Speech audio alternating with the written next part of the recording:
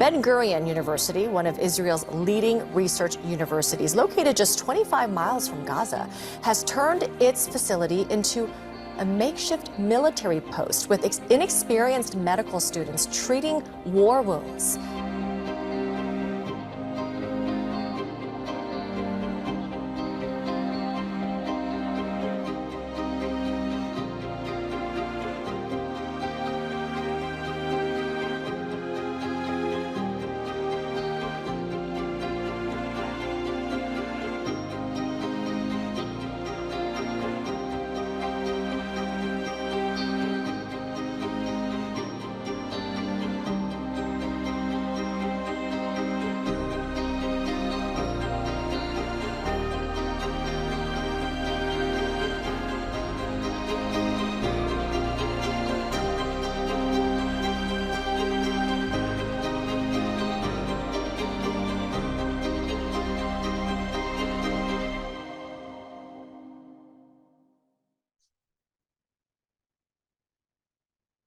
Hi, I'm Doug Sesserman, and I'm privileged to serve as the CEO of Americans for Ben-Gurion University.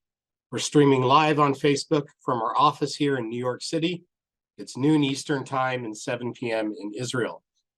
While some of you are familiar with Americans for Ben-Gurion University, or A4BGU as we're also known by our nickname, others are learning about us for the very first time. At A4BGU, we do three things. First, we raise awareness for David Ben-Gurion and the university that carries his name. Second, we proudly raise financial resources for Ben-Gurion University, as the majority of philanthropic support comes from the United States. And third, we run programs like today's Ben-Gurion Day in the USA and our signature Zinn Fellows Leadership Program, which is designed to engage and immerse the next generation of American Jewish leaders in our work. Today, we are very proud to be presenting for only the second time a new program we call Ben-Gurion Day in the USA. This year's program is in special collaboration with the Ben-Gurion Heritage Institute in Israel. It features Professor Paula Caballo from Ben-Gurion University and Eitan Dunitz, the CEO from Ben-Gurion Heritage Institute. Our webinar today will be using a hybrid format. It contains both live content as well as a pre-recorded segment that was filmed before the horrific attack by Hamas on October 7th. Toward the end of the program, we will have a live interview with one of the top world's experts on David Ben-Gurion, BGU's very own Professor Paula Caballo, and you, the audience, will be able to interact with questions via the Q&A function on Zoom. We want to thank the international audience that has joined us, with over 676 people who registered for this webinar from the United States, Canada, and Israel. And I want to acknowledge our colleagues at Ben-Gurion University of Canada for their help in promoting the event. Before we get started, it's important to make some special acknowledgements. I want to thank the Ben-Gurion Day in the USA Committee, and especially its co-chairs, Lisa Douglas Perlmutter from the Bay Area and Dr. Michael Ozer from San Antonio. Importantly, I want to recognize the 130 partner organizations who helped us get the word out to all of their constituencies. I also want to acknowledge our producer, Denise Lahat from Israel. And finally, I want to thank my passionate and dedicated staff who work so hard behind the scenes. Sissy Zoller, Lenore Levine, and Liz Kirshner, as well as A4BGU's marketing team led by Hillel Hurwitz, Tali Goldscheft, and Blair Kahana. Our goal for today's program is actually quite simple. It is to commemorate the important holiday, Ben-Gurion Day, which is celebrated annually in Israel on the date of David Ben-Gurion's yahrzeit, the anniversary of his death, and bring it to the United States of America. We want to honor the legacy of Ben-Gurion, the founder and first prime minister of Israel. He is the person I fondly refer to as the number 2 Jew all time. You have to give number 1 to Moses. And at Ben-Gurion University, we are proud and quite humbled to have David Ben-Gurion as our namesake. He's a man whose impact on Israel and the world was and continues to be immeasurable. His ideals for the Jewish people and the Jewish state resonate today, just as much or more than they did before. And especially in difficult moments like these that we find ourselves in post the October 7th massacre, or appropriately labeled pogrom by Hamas against the Jews, we are reminded of the need for a strong, grounded, and visionary leaders like David Ben-Gurion. Because BGU's main campus in Beersheba is only 22 miles from Gaza, the impact on the university's student and employee community was direct and disproportional. The numbers are staggering. We have 85 dead, including BGU mechanical engineering student, Captain Reservist Roe Bieber, who died in battle just this past Thursday. We have 5 missing and presumed hostage, including the third-year student Noah Argamani, whose face was seen in media outlets all over the world as she was forcibly separated from her boyfriend and taken away on a motorbike from the musical rave. We have 12 injured, and more than 1,000 students and BGU faculty members, family members of faculty and staff have been evacuated from their own homes. And 4,414 students and faculty staff have been called up for reserve duty to the Israel Defense Forces. The school year was supposed to have begun on October 8th. This last week, it was announced that classes have now been suspended until the end of December. As BGU President Professor Daniel Shamovitz said, "We aren't going to leave any of our soldier students left behind." Our program today is in memory of those who were lost. May their memories be for a blessing. May their families be comforted among the mourners of Zion. May those held hostage return safely. And may all those serving in the IDF do what they need to do to protect Israel and come home soon. Pardon me. Over the 21 years I've spent as a Jewish professional, my understanding of David Ben-Gurion deepened, particularly through my more than 80 trips to Israel. My favorite spot in all of Israel is Paula and David Ben-Gurion's burial site at the overlook of the Zin Valley in the Negev Desert. Like many, I find profound meaning in the majestic view and connect spiritually every time I'm privileged to be there. It was initially through my travel to Israel as the head of Jewish Colorado, the Jewish Federation in Denver, that I truly grasped the importance of Ben-Gurion's legacy, especially as manifested through the educational and scientific impact of Ben-Gurion University. As Ben-Gurion said, the future of Israel will emerge from the Negev, and BGU is the key institution serving as that catalyst for growth. Ben-Gurion's prophetic vision has never rang more true than it does today. Ben-Gurion's values and ideals resonate. They are not simply part of history. They are a beacon for the present, and they provide hope for the future. David Ben-Gurion himself was no stranger to conflict. He led Israel through some of its most turbulent times, making difficult decisions to secure the nation's future. While unfortunately on pause this year, the celebration of Ben-Gurion Day has been a tradition in Israel for many years, so it holds particular significance this year for us, Americans for Ben-Gurion University, to bring it to the USA.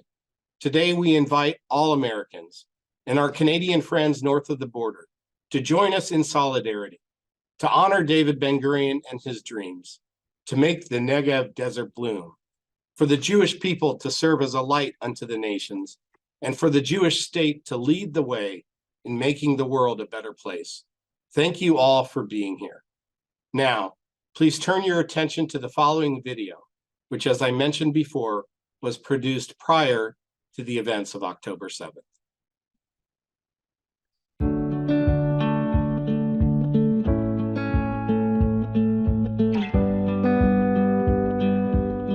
Welcome to the Ben-Gurion Heritage Institute, where the legacy of David Ben-Gurion, the founding father of modern Israel, comes to life.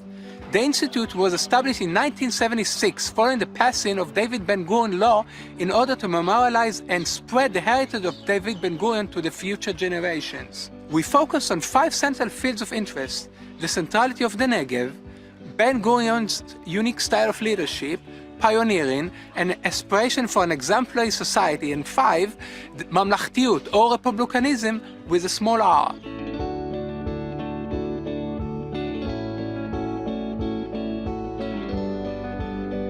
Our aim is to engage in a dialogue on the relevance of Ben-Gurion's heritage today, both within Israel and overseas. Over 160,000 people participate in the Institute's activities annually. A central message in our activities is based on Ben-Gurion's quotes: "Words which are not connected to deeds are absolutely nothing." Ben-Gurion's legacy is to encourage active citizenship. The Ben-Gurion Visitor Center in the Archives building is an example of a fruitful cooperation with Ben-Gurion universities. Groups from Israel and abroad encounter dramatic historical documents which change the path of Jewish history. I will end with Ben-Gurion's famous quote when visiting the new kibbutz members of the Arava in 1957. Dare, persevere, succeed. We look forward to seeing you in person. Come to the Negev. David Ben-Gurion's home and the museum stand as witnesses to his remarkable journey and commitment to the dream of a Jewish homeland.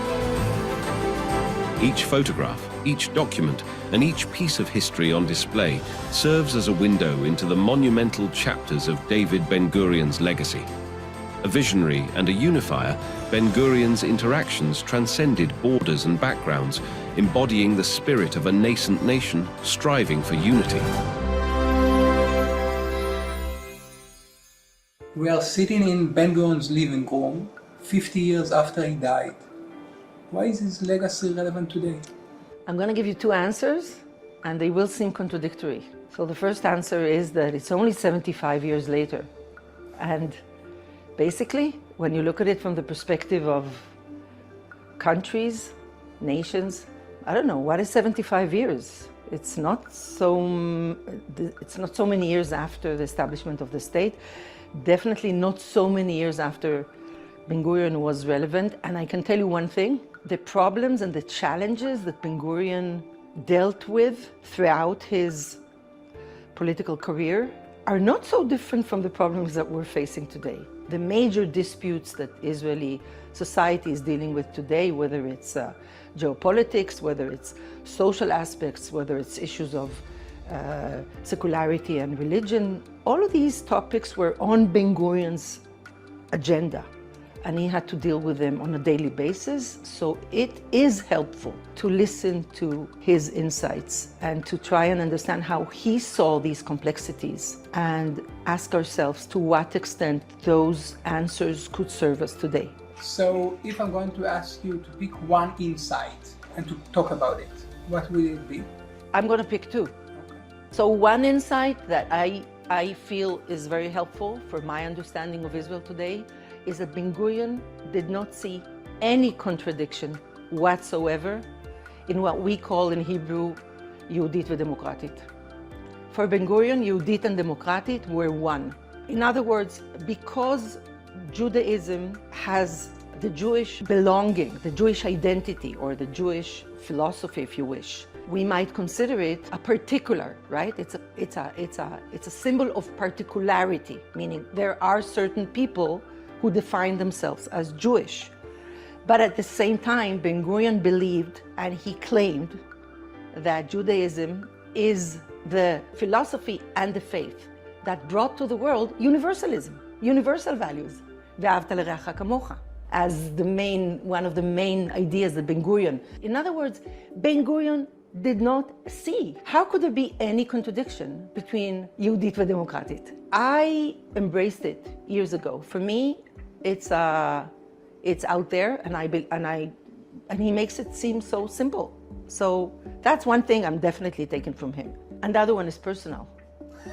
בנגב ייבחן העם וישראל. What can I do? I mean, in the Negev, the people of Israel will be tested. What can I say? I mean, the Negev, well, in the Negev, all of us are tested. His understanding that the Negev is a must. Do you think we passed the test? Okay, so now you're asking me the same question that an interviewer asked Ben-Gurion, right, years ago. he asked him, so did we fulfill, or, right, are we there? And he said, not yet, right? That was his answer. He said not yet regarding the state of Israel and the Negev. Both. I think he's right, not yet. Now, you have to ask me. Why? No, you have to ask me another question. You have to ask me, is it good or bad that we did not pass the test as yet? And the answer is? It's good. Why? There's more positivity to it than negativity to it. The fact that we still did not pass the test. Exactly. But why? Why is it more positive? Because according to Ben-Gurion's way of thinking, the fact that we are under test, the fact that we are challenged on a daily basis, the fact that we have to deal with the challenges, the difficulties, that we cannot lean back. It's a constant reminder that we should not lean back and say, we've done it, we're there, let's go, let's go chill, as the kids say, okay? So what you're basically saying is that the constant challenge in the Negev is a positive thing that needs to carry on. It's an engine, yes. I see that we have not reached our destination. That fact serves as an ongoing engine to reinvent ourselves, to imagine possibilities, to look beyond the present, to look beyond the surface. It's like an engine. Not reaching your goal could serve as an engine.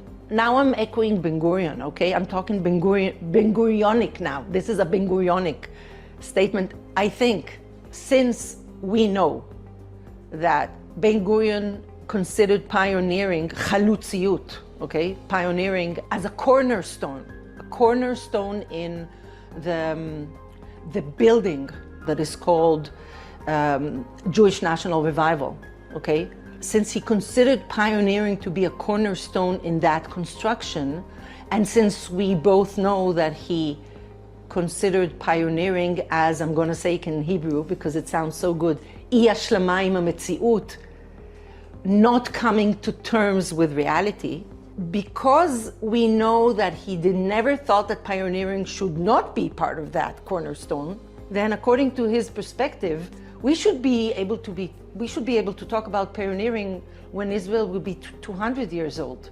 When we will celebrate, not we, someone else will be sitting here and will be celebrating 275 years old, they will still, I hope, be speaking about pioneering. And they will still be looking at B'Negev Yibachen Am B'Yisrael as one of those sayings that we are still to fulfill.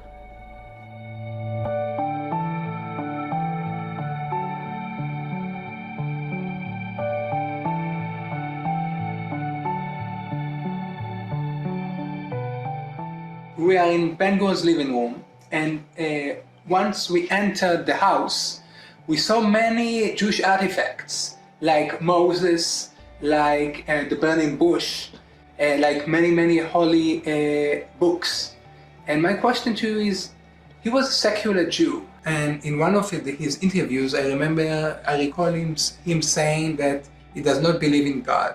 How come there are so many Jewish artifacts in this house? So first, let me disagree. Come on. Everybody says he was a secular Jew. What defines a secular Jew? He said he does not believe in God. Well, I'm sorry, I have a different saying of his, where he says he does believe in God. Do you want me to quote it for you? Let me read from one of the letters. There are lots of evidences, there's lots of documentation of this sort. I'll read you one because it's quite clear-cut, okay? Okay. I believe in God, which means in the Almighty, in the one Almighty. I think that's probably a reasonable translation to what he says here. Without this faith, he uses the word faith, very secular of him. He uses the word faith. He says, without this faith, I am not able to understand and to know the existence of the world and mankind and humankind. There wasn't any mezuzah in Ben-Gurion's here, not in the entrance, not in the rooms. So once you say Ben-Gurion believed in God, and yet many little things that people that believe in God have in their home, Ben-Gurion did not. So the part that Ben-Gurion did not feel attached to is the religiosity part. In other words, you are right, did not have a mezuzah, then they put it on because he was a public figure, so they needed to have a mezuzah for our people. When we know he did not marry under a chuppah, we know that. We know he did not keep Shabbat, we know that, okay? He did not live a religious way of life. So the most common answer that he would give was, as a Jew living in the land of Israel, I am fulfilling many more mitzvot, many more deeds, biblical commands, than many other religious Jews who live outside of the land of Israel. That was the simple answer that he would answer on that. So in an interesting way, many times when he responded to this question, he chose the religious track to answer, meaning not saying, I don't care about mitzvot, but saying, I am keeping mitzvot. I am keeping the most important mitzvah.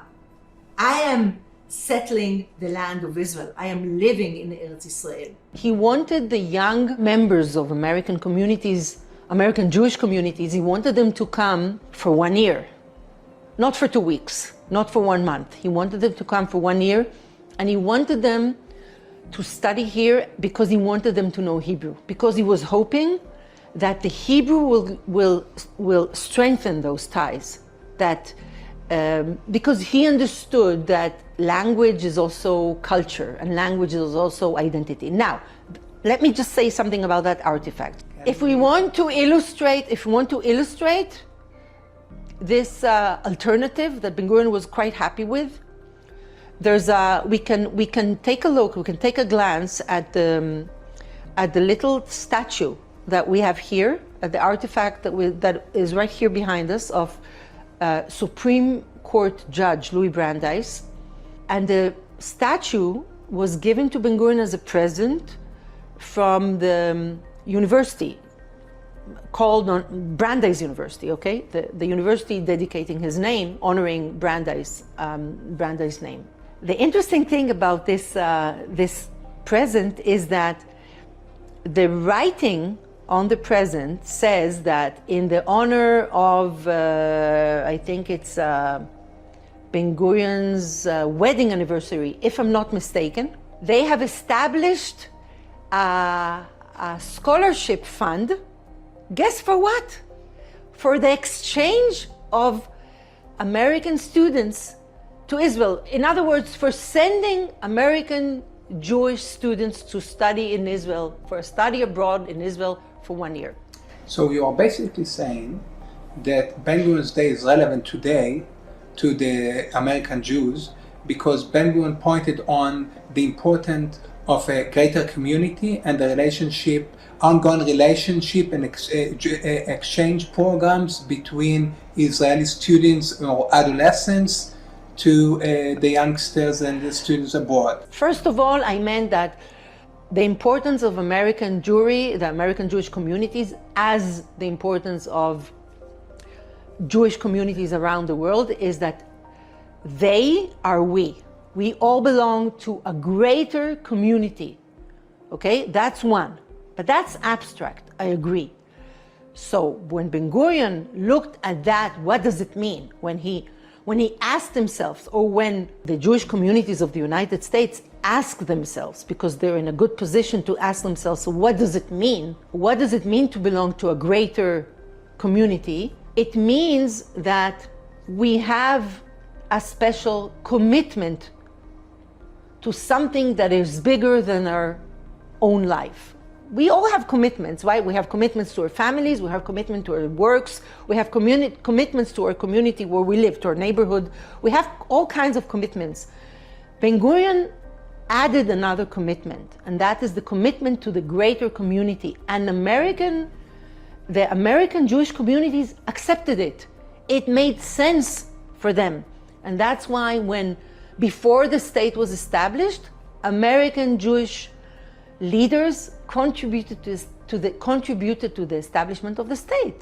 One cannot understand the establishment of the State of Israel if we do not take into consideration the mobilization of American Jewish individuals and communities to support the establishment of the State of Israel in establishing and founding the IDF, founding the force of Israel, in founding settlements, in founding welfare for the people of this country. One cannot understand this. And then later on in supporting education, and culture, and I mean, you name it. But it's not only the support by mobilizing to provide the means, it's also by integrating the values into it. Because when American Jewish individuals and communities get involved, also, they bring their values with them, the values of the importance of community, expressing your Jewishness. There's a whole set of values, the values of plurality, of pluralism, the values of accepting diversity. When different Jewish communities, and more so Jewish communities that are based in liberal countries around the world, but of course the United States, when they are still committed to Israel, they are still committed not only by providing means for Israelis to do for themselves. They are committed by investing themselves, their love, their care, their affinity, their identification, an identity, their sense of belonging. So, Ben-Gurion's day in the US, how can you imagine it? So it's an opportunity. It's an opportunity to celebrate our belonging to the greater community. Ben-Gurion is still relevant, and he's still relevant because most of the topics that he dealt with are still very much relevant to our daily life. So for me, Ben-Gurion's Day is that one day a year that we all gather around his burial site, and in a way we have to give him an account. What have we done with all those things that were on his table and are on our table? So this is kind of going back to Ben-Gurion and saying, yes, I know, Ben-Gurion, you talked about the gathering of exiles, we're taking care of that. Wait, it's taking time. I know you said we have to settle the Negev. Okay, we're working on that. It's taking time.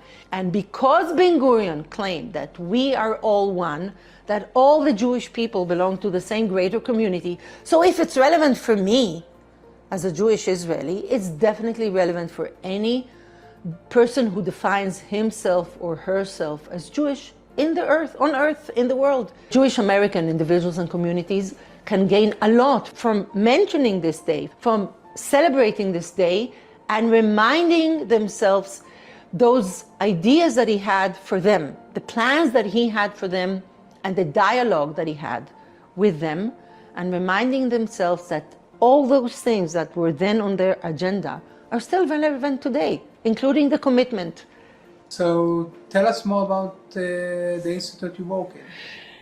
So the Ben-Gurion Research Institute for the Study of Israel and Zionism is an interesting academic entity. So yes, we study Ben-Gurion, which is fascinating, and believe me, there's still more work for the generations to come. So the institute is committed to do research on the history, the philosophy, the politics, the culture, the society, you name it, of the State of Israel.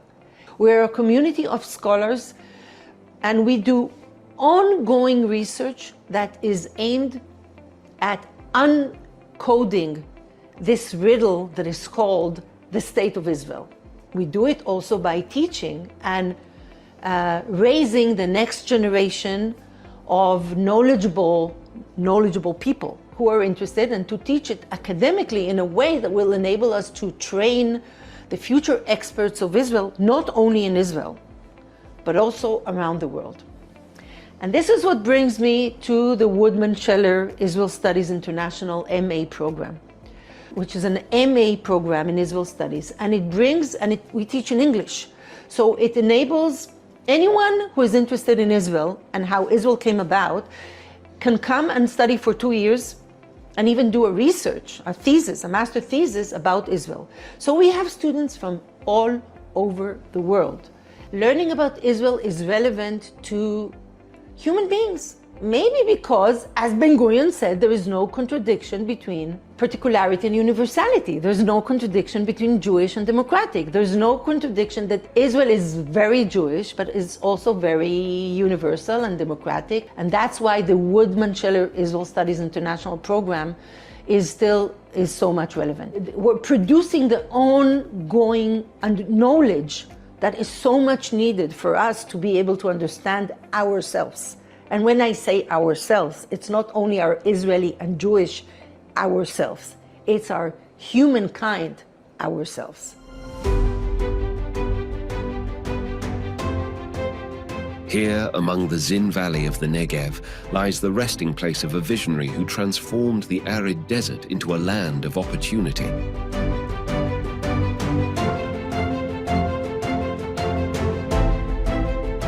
As we celebrate the second annual Ben-Gurion Day in the United States, we honor a man whose legacy bridges continents, reminding us of the power of determination and the spirit of a nation.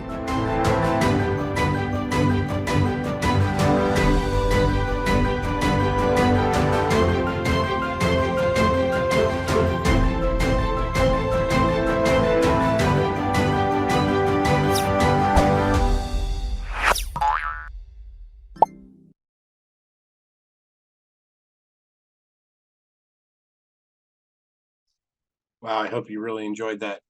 Now it is my pleasure to introduce the star of the film, Professor Paula Caballo. Paula is the head of the Israeli Center for Israel Studies at Ben-Gurion University.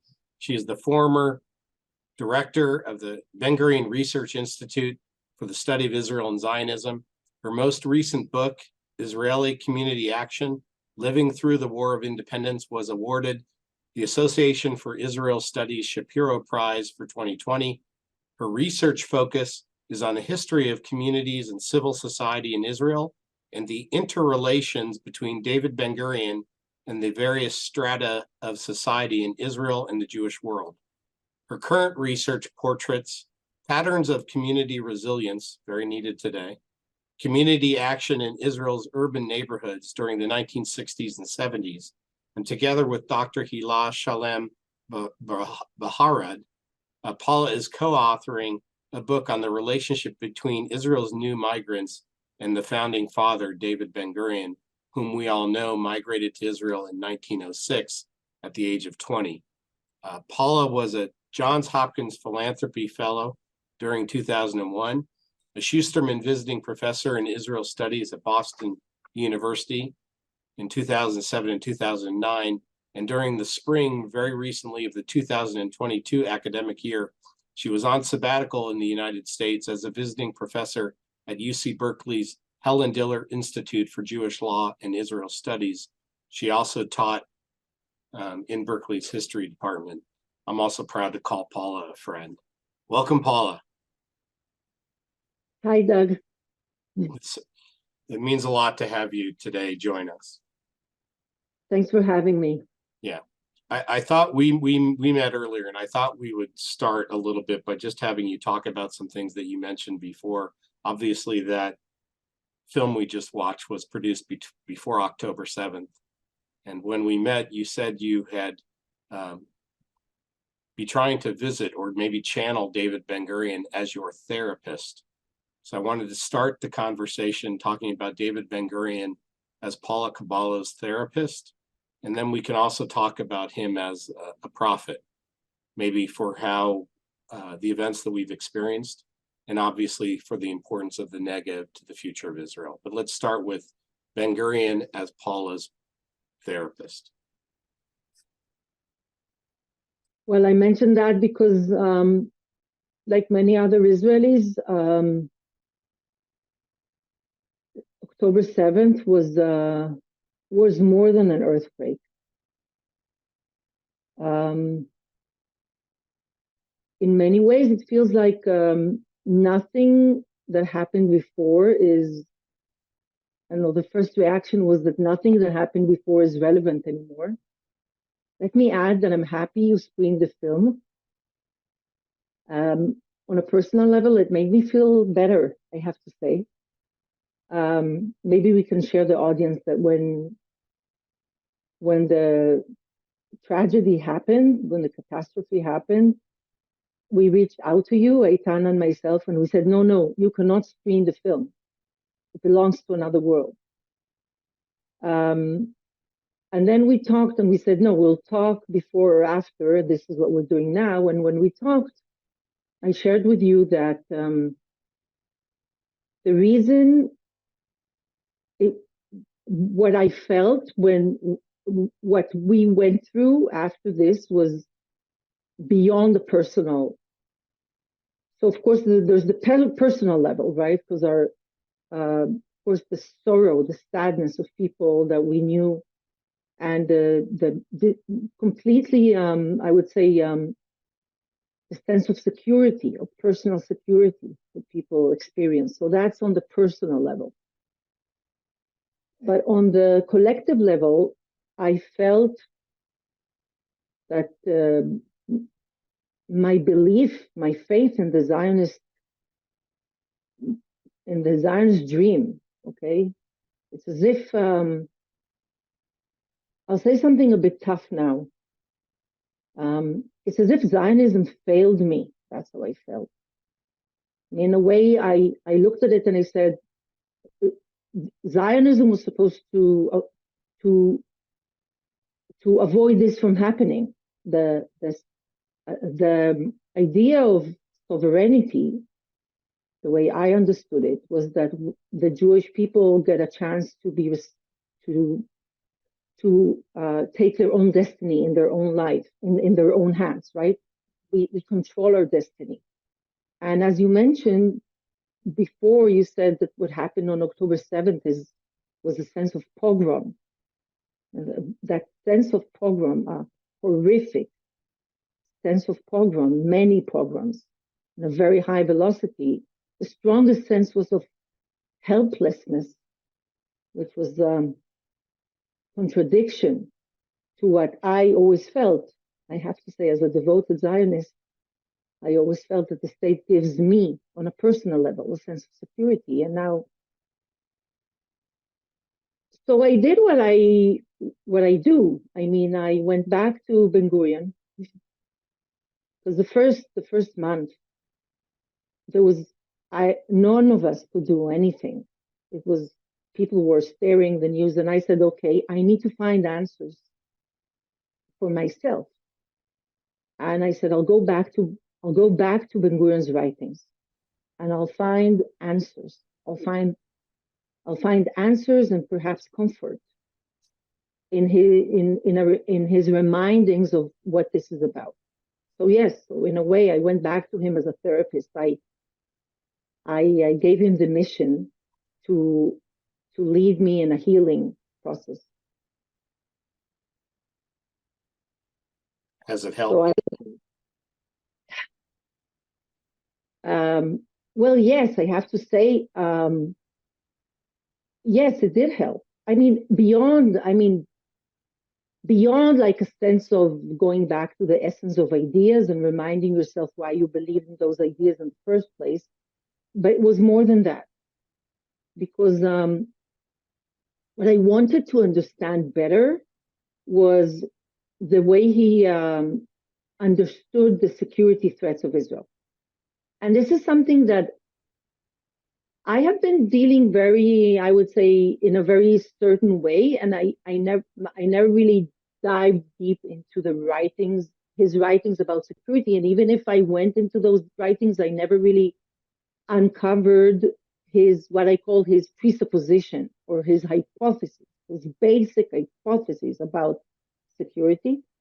Yeah, let's take this as an opportunity to make the transition from Ben-Gurion as therapist to Ben-Gurion as prophet.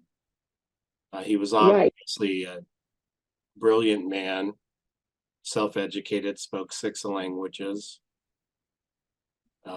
You've told me before that his ideology kind of triangulates from Western civilization, the Bible itself. In the film, it's mentioned that has an interesting relationship with Hashem, but is very biblically knowledgeable and very grounded in the Bible in terms of Jewish values. And then he also is interested in Eastern philosophy. So maybe help us understand Ben-Gurion as a prophet and a person who had ideas. And do you think that he saw potentially events like what happened in October 7th happening, and what Israel is supposed to do knowing that, and where do we go from here? So horrific. I have to say I was surprised. I was surprised from the blunt and sober way that he looked at the threats that Israel faces and will face. He was explicit about saying, here's the unique thing about Israel's security situation, and he insisted that this is, and this idea, and I maybe I'll explain what did he see as Israel's unique security problem, using his own words. So, according to Ben-Gurion, Israel faces the security problem that Israel faces is unique because it is about its existence. So he claimed and he was consistent in claiming that the purpose of the enemies that Israel is facing, is dealing with, is, and I'm using his words, okay, so forgive me if I'll be blunt, because I'm going to use his blunt words on this. So he used the word, our enemies aim to annihilate us. He even used the words like, they want to get rid of us, okay? He said things quite blunt, but I have to say that now, that are not, in a way that is not very common to speak, was not very common to speak before October 7th. But I have to say now when you hear on American college campuses protests against Israel and people chanting from the river to the sea, Palestine will be free, it sounds catchy. But what that means, and Ben-Gurion understood, was that's a call for the annihilation of the Jews, not just the elimination of the state of Israel. So go ahead, Paula. Well, it's good that you mentioned that, Doug, or thanks for mentioning that, because his bluntness was not only about defining, this is the threat. The threat is that Israel is dealing with powers that wish that the state of Israel have not been realized in the first, has not been established in the first place. In other words, they want to reverse history. Their aim is if they succeed in their aim, is that Israel will not exist. But he takes it a few steps ahead when he doesn't hesitate to use the Holocaust as an historical example that Israelis should remember, because they should not. He uses terms like they should not. We mustn't bury our heads in the sand, or we should not. We shouldn't deceive ourselves. Okay, that cannot happen again. So he was he repeated consistently throughout all the years of his life that we should face reality, and that reality is unpleasant, and it's unpleasant. It's a harsh reality, but we should not turn our faces to other places. And reality is that there are powers who want to annihilate Israel, to use his words. Okay, so that's a very pessimistic view. And what you could ask, okay, how does that lead us to any? I mean, how could that lead us to any good place? I mean, how could we use that as a? But first, maybe just to conclude that part, it was I read those words and I said, and I thought to myself, in a way, we forgot it. In a way, because Israelis were yearning for having a normal, good life, in a way, we did push it aside. We did push it aside. This is the complacency that people talk about as it relates to the threat, the intelligence failure, and the response time, etc. I'm taking it to I would say to a higher level, not to the question of who's to blame or who's in charge, but I'm taking this understanding to a collective state of mind. And I think that it's interesting that Ben-Gurion, when he was facing that mirror in front of his listeners throughout 20 plus years after the establishment of the state, he was mentioning the fact that a generation will come that will push aside that mirror, that will take for granted the state of Israel. And therefore, if Israel wants to exist, okay, if that's his words, if Israel wants to exist, it has to make sure that its leaders and its citizens face reality. You need to know that. Now, the brilliancy, I have to say, and the source of the beauty about Ben-Gurion that he did not leave us there. He said that's the point of departure. Now let's see where we should go from here. And that's when. So once we know that, okay, what else do we need to do? So in order to be secure, we have to face reality, which is not a pleasant reality. But now let's see where we move on from here. Let's talk a little bit about Ben-Gurion as a prophet as it relates to the Negev. And also, I want to remind the audience that if you have questions for Paula, you can click on the Q&A function. And toward the end of the program, which is coming up, we're going to try to ask some questions from the audience to Paula directly. Let's talk about Ben-Gurion as a prophet for Israel's future, and also why he's buried in the Negev. He's not at Har Herzl. It's very intentional that he retired in the Negev. He has a vision, really, and it's in the 1950s that he sees the future of Israel. Help us to understand why both the Negev is so important as 60% of the land and still today less than 10% of the population, and also maybe your thoughts on Ben-Gurion University's role as the engine for growth of the Negev region. Okay, that looks like a full semester course, but let's do our best here. Okay, so and the nice thing or the optimistic thing about Ben-Gurion is that he was able to, and I call this his double formula, his ability to say, okay, situation is not good, but our goal is to do good. Okay, it's this maybe it's his influence from the Eastern civilizations and cultures. Who knows? In any case, it's so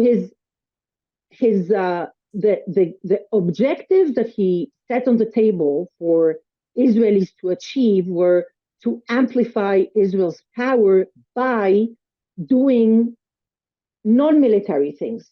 In other words, to keep security, keeping security is not only about the army. Keeping security is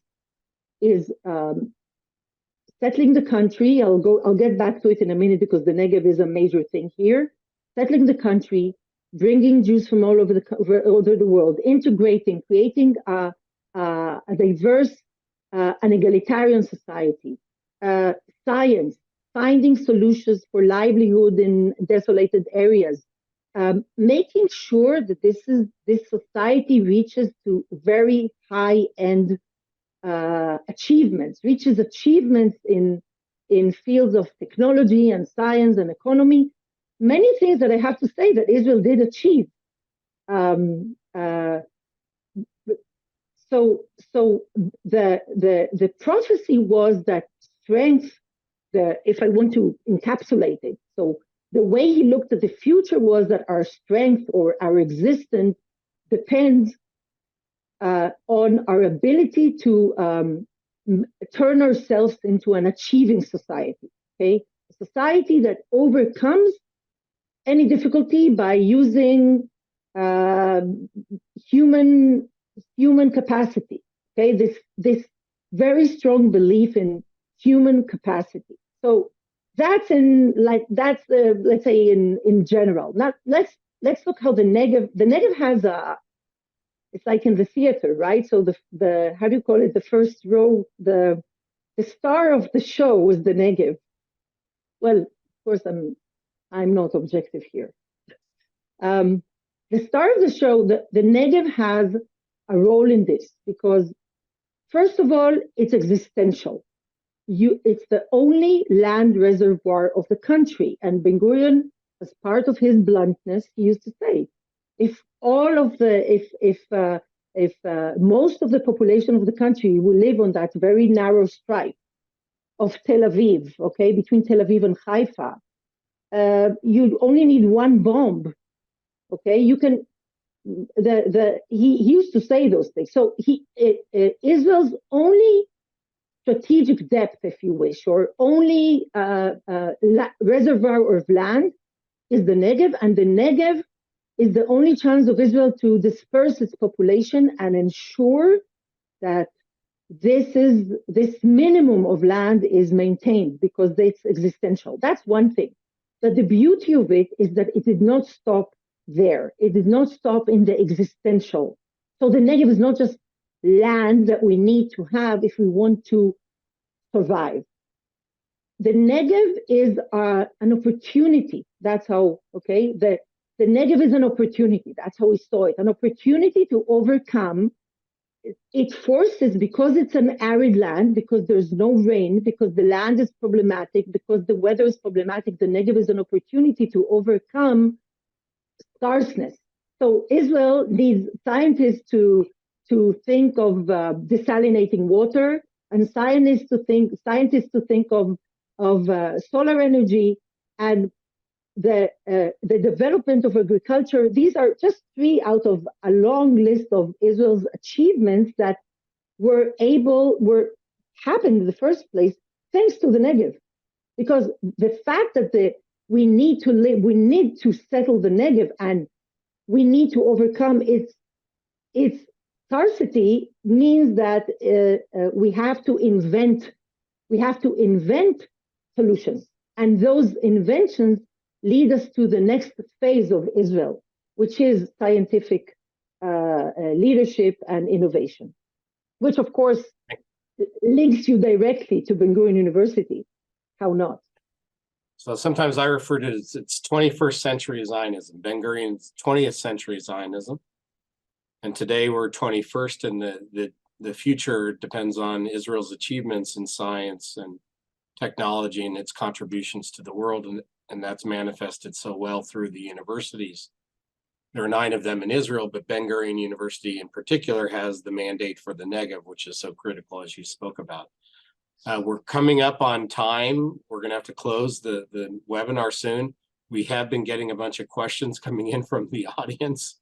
I'm going to try to summarize some questions and just feed it to you. Luciano Kolodny, one of our Zinn fellows, who's very involved and a wonderful person, and Michael Ozer, who's the co-chair of Ben-Gurion Day of the USA, both wrote in similar questions. And it's basically, what would Ben-Gurion do? You know, what would his advice be to the US, maybe, in terms of how to deal with Hamas? And what kind of leader, what would he say about what kind of leader is needed for the future of Israel? I know that's another course. No, I'm smiling because this is when my historian is talking to me and saying, "Oh, come on, this is too much to say what he would say, but okay, I'll give it a try. Who cares, right?" I said, "Who cares?" I'll give it a try because you asked me, right? So, so I think that from what I understand, look, at the end of the day, I'm taking you to the first leg of his security hypothesis. And the first leg of the security hypothesis is we need to be very clear that we are here to stay. In other words, Israel has to make a very clear point that it is strong and it cannot be defeated. So I think that from that, I take the understanding that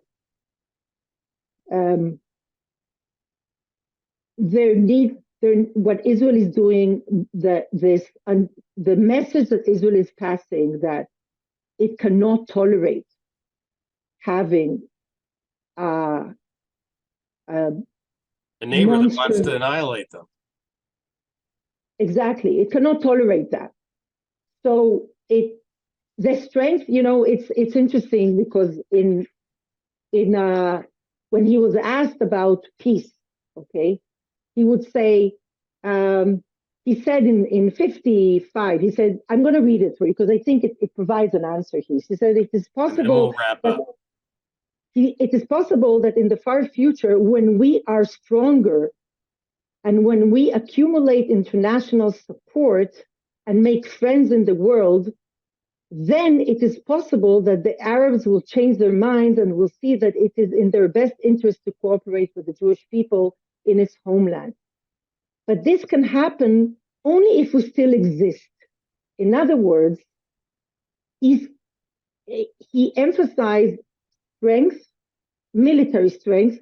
He did not overlook military strength, and he emphasized Israel's support of the world as something that has to be a point of departure for any future striving for peace. All right. Thank you very much, Paula, for joining us, and for the audience for being part of this very special day, Ben-Gurion Day in the USA.